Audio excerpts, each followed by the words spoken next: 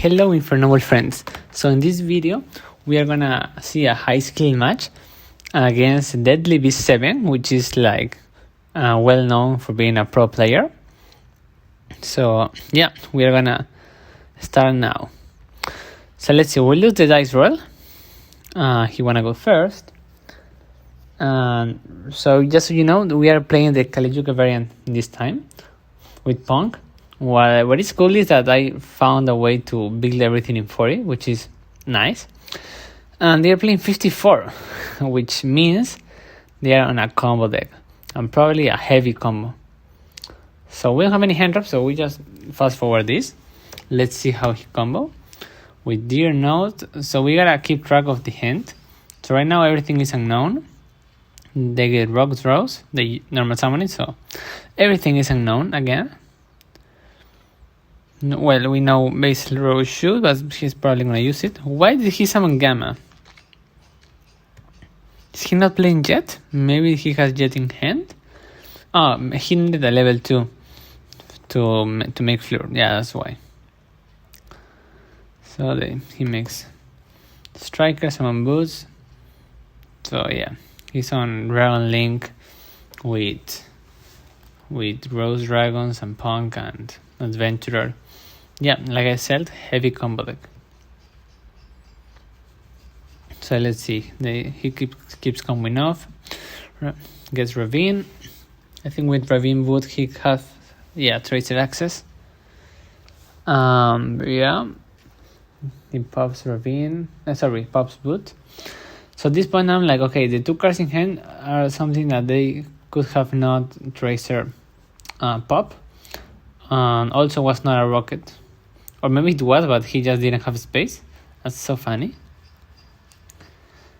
Now they make Borderland. They make... Man, wow, interesting. Savage. And now I think they made a misplay that we didn't notice. Oh, no, never mind. I was gonna say, are they gonna keep this until the end? But they didn't. They used the effect and trade it with a Tracer. Why? Because that way it's no longer a Link monster and they can make IP. Yeah, that's cool.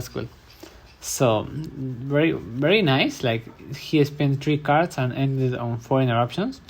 I mean, 2 Omni Negates, 1 negate that cannot be responded, and an IP that could be an Appaloosa for 4. A strong board. And the other 2 cards in hand could be hand traps. Who knows? Okay, set 1 and pass.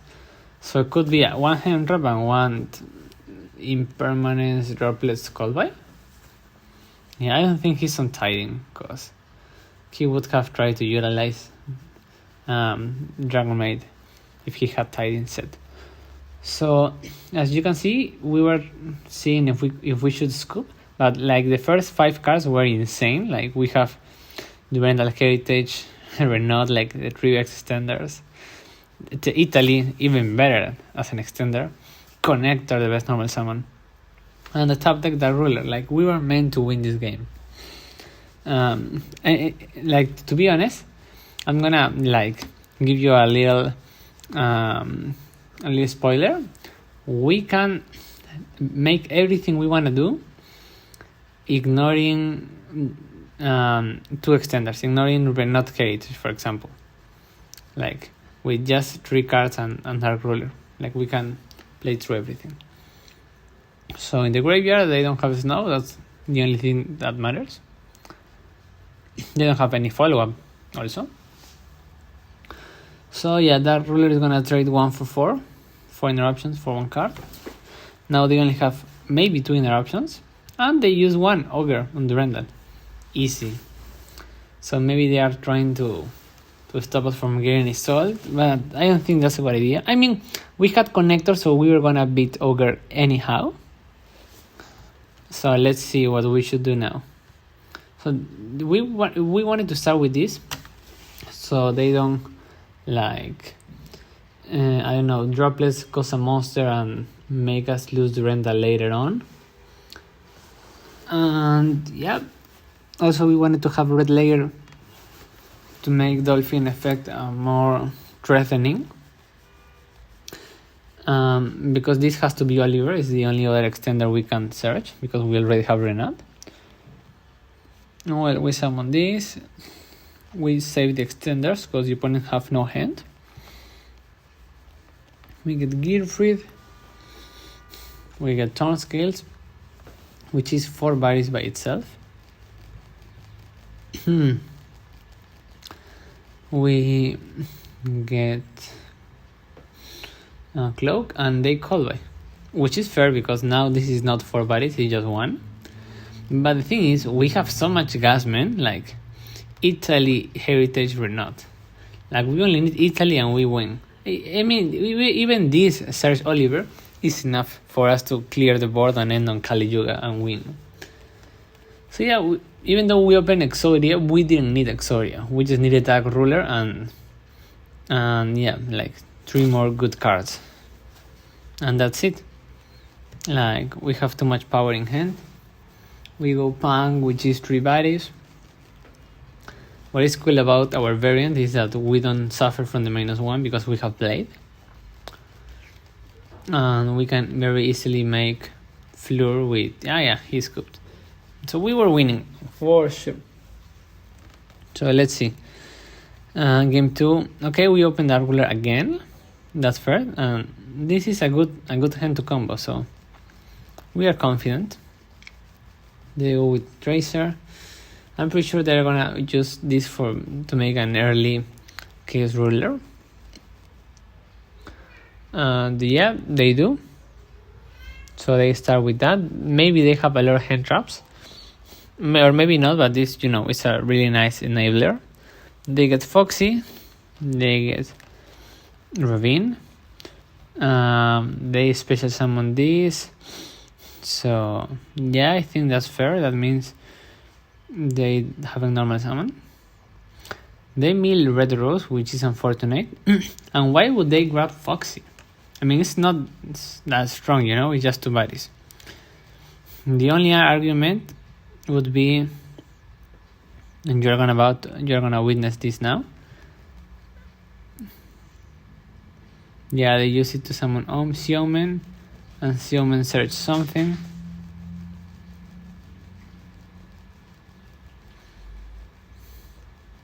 He declared faithful and then decided to not add equip. We could maybe argue, oh man, but now you have to search the monster. But yeah, there's no point. Like, we have Dark Ruler. Yeah, he was trying to, but he can't. Which means he was trying to get this and not getting the monster. So yeah, it's fair. It happens. And now he got rid... Sorry, what did he do? He normal summoned... Yeah, he normal summoned DRNM. Yeah, so when he used Foxy Tune, it was because he had this in hand. And this way he could later on normal summon this and trigger this to revive a tuner. Yeah. Now let's see what else is gonna happen. He's gonna get the Savage. Okay, it didn't matter that it was a tuner, he just wanted to revive and get IP. And now he's gonna use this to get follow-up and pass. So the fact that he only ended on 2 interruptions means for me that for sure he has 2 hand drops. Like, there is no way, if they had another piece to extend, they would try to make a bigger combo. So I know they have 2 hand drops. Now, the thing is, which hand drops? Man, the 6th card was a draw, which could be bad, but we are not winning, and we side out the Kali Yuga package, so we might as well utilize draw when is their turn again. So now, here we made a misplay, and this is like the biggest misplay of the match. This is okay. Maybe before summoning Boots, we used the effect and cost Plague because of 2 reasons. One, it could bait a Veiler Ash. And second, we want this in graveyard to be an extender. And I know we can get it through Unicorn or Dolphin, But I think the earliest that we get this in graveyard, the better. So yeah, and also we would have Cloak in graveyard, and Cloak is, it's nice because if we are opening with this, we are most likely not making turn skills, so it doesn't matter that we burn the names early. But with Cloak, we could have been able to win. I'm gonna explain it further in a few plays. So we search here. They were thinking. We search follow-up because we are not winning because Dark Ruler. And now we cost 3, for Dolphin. Okay, that baits the Ash. And now he only have 1 hand drop. What could be the worst card that they could have? Okay, I'm gonna show you. Nibiru. Of course, they always have Nibiru as the last hand drop, the last card. Could we combo to Nibiru? We could, but not because we misplay. So let me tell you right now. In this moment, we have 1 Shade, 2 Summon itself, 3, 4. We have up to 4 extenders. If we use them correctly, we should be able to put 1 extender, 2 extenders, make a Palooza or get Nip, and then 1 extender, 2 extenders to make Codebreaker under a Palooza, or to make a full combo after we got Nip, thanks to the token. So actually we have gas to play through Nip, clear the board, and end on a Palooza draw with a lot of follow-up to win next turn. Because if they were wasting this and they would have no board and Chaos Ruler was getting banished, he only have this as follow-up, which we negate with a Palooza, and then we negate with a Palooza top deck or withdrawal if it's a spell that searches. So we were winning, man. But we didn't see the line. So the thing is that our extenders are not normal, okay? We have to realize the condition of every extender. So turn can only be extender when we banish. And Shade, being a normal monster, doesn't help making Codebreaker under a Palooza. So we gotta pay attention to every detail. So what's the sequencing? What's the best play? Let me tell you. The best play was to, like I told you, have Cloak in graveyard, this in graveyard. That way we would search Shade or Cloak, doesn't matter which. Summon Shade, use Durandal, get Flint, because Flint also has a condition, we need a warrior. So if we get Nibiru and then we only have a token, this cannot summon Flint. They would have to summon Oliver, but we don't have Father because these monsters are getting banished and we don't want to get rid of the follow-up. So the perfect sequencing was to summon, like I told you, Shade, Flint, doesn't matter which one, like could be Flint Shade, get Nip or get a Palooza, and then the next 2 extenders would be Plague, which is free at any point, and Turn Skills. How Turn Skills? Very simple, because we have 2 PKs. So let's say we banish this for Shade, we have Cloak, and we just banish Cloak and for Phoenix Blade. Like, let's say Cloak and Isolde, because Isolde is going to be in graveyard for either a Palooza or Nibiru. And then the Phoenix Blade is what we put back to summon Plague. So if we sequence correctly, like I'm telling you, there was a way. We were making a Palooza, and not only to beat Nibiru, but to beat any hand trap. So there was a world where we win this, if we make this correct sequencing. Of course, this is a deck we are learning. I think this was like one of the first matches after I cut the deck to 40 with Punk, so I need to learn how to manage my resources better. So I'm telling you, so you can learn from my mistakes, not only when I win and when everything is easy.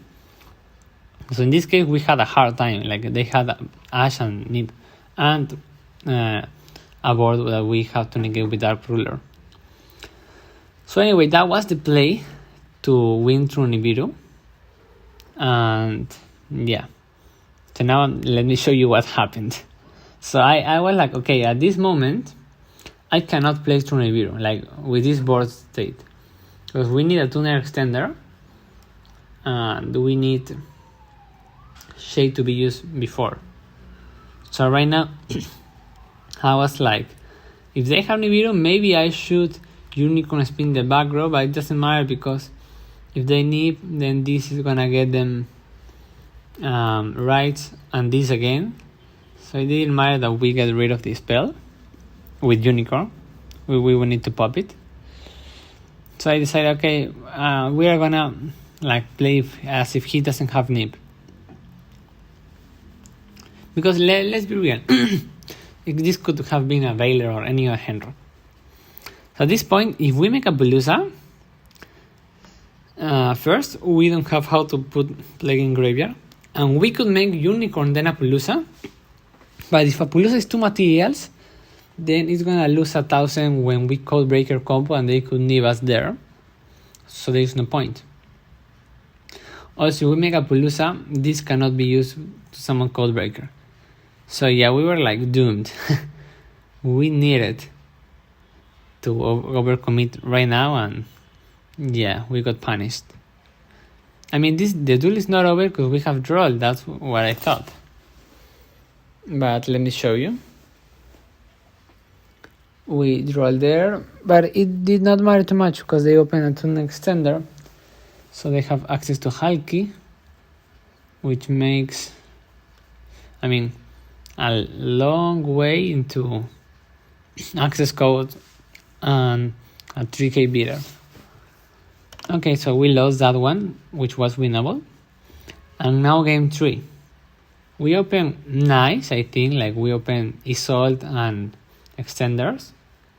And then we open two also nice after Isolde.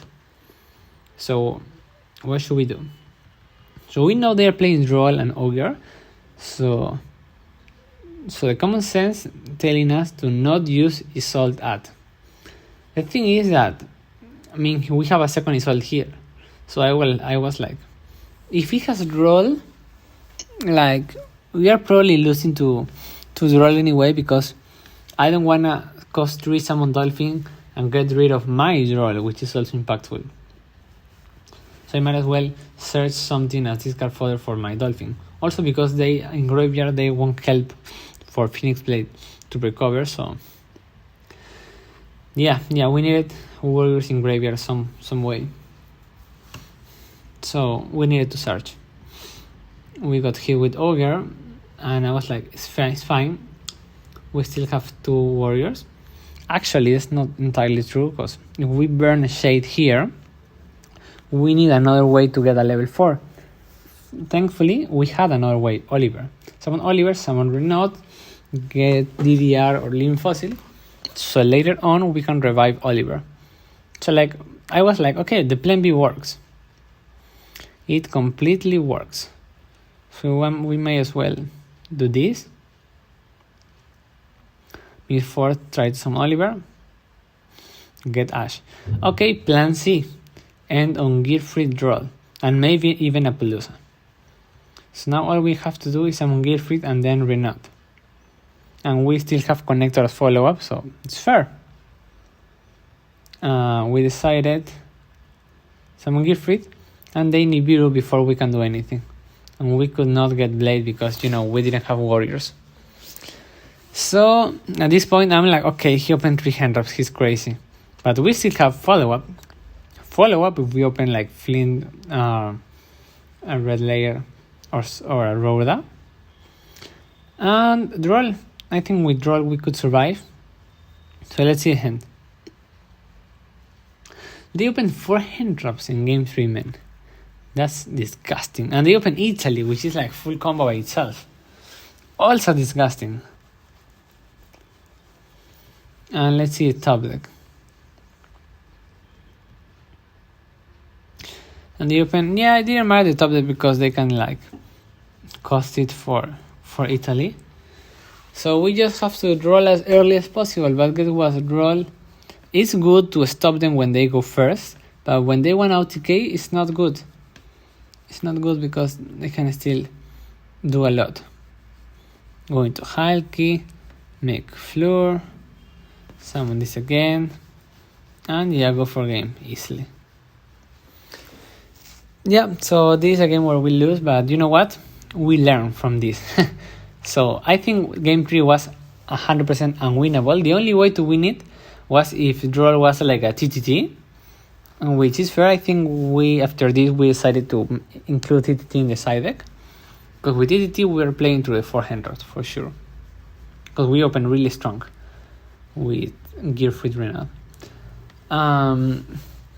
Also, and yeah, the game 2 is the biggest lesson. We needed to prepare for the worst. We knew we had gas, and we should have set up better to have Plague live earlier and to have Thorn Scales live when we wanted to. Because usually Thorn Scales have to come before Shade. But if we had like two PKs, we could have summoned Shade and then Thorn. So yeah, that was my biggest lesson from here. And shout out to DeadlyB7 because he was a nice player. And yeah, if I ever face somebody who is like, how can I say this? Which doesn't behave politely. Yeah, I'm gonna point that out because I don't want people to believe that DB is always a toxic place with toxic players. So shout out to him for not being toxic. I think that's it. Yeah, hope you learn from this replay. Hope that you can see the potential. I know that the synchro variant is more fun and feels more like Infernoble. But man, playing Italy and PKs pushed through a lot. So yeah, I also like this. Like the video if you like the video, if you learn something, and see you in the next video. Goodbye.